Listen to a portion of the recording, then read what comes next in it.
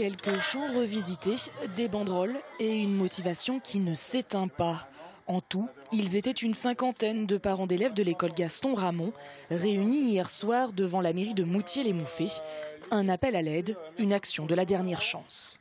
On a fait une rentrée à 171 élèves, et sachant que le seuil pour ouvrir une nouvelle classe est de 172. Donc il nous manque un élève. Un seul élève, car c'est bien sur cette fragile condition que repose l'ouverture d'une 7e classe. Une 7e classe qui permettrait de désengorger les salles de cours. On a entre 28 et 29 élèves par classe, dont un CP-CE1 à 29 avec 20 CP, avec une classe où le moment d'apprentissage pour la lecture sont importants. Donc c'est assez difficile aussi pour l'enseignant pour mener à bien sa classe. Et Moutier-les-Mouffets n'est pas une exception. Dans quelques écoles du département, la grogne contre la carte scolaire gagne du terrain.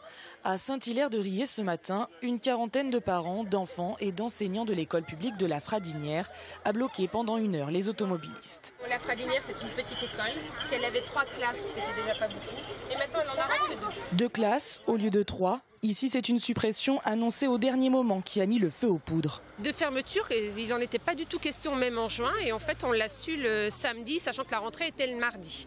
Donc on a été, oui, très étonnés. Puisqu'il n'y avait pas eu de gel de classe, on ne s'attendait pas du tout à un comptage à la rentrée de mardi matin. Derrière cette suppression de classe, c'est aussi la fermeture de l'école que craignent les parents d'élèves, mais aussi les enfants qui ont pris part au blocage. J'ai pas envie de changer d'école et quitter mes meilleurs amis. On n'est pas beaucoup, donc on se connaît tous, on s'aime tous.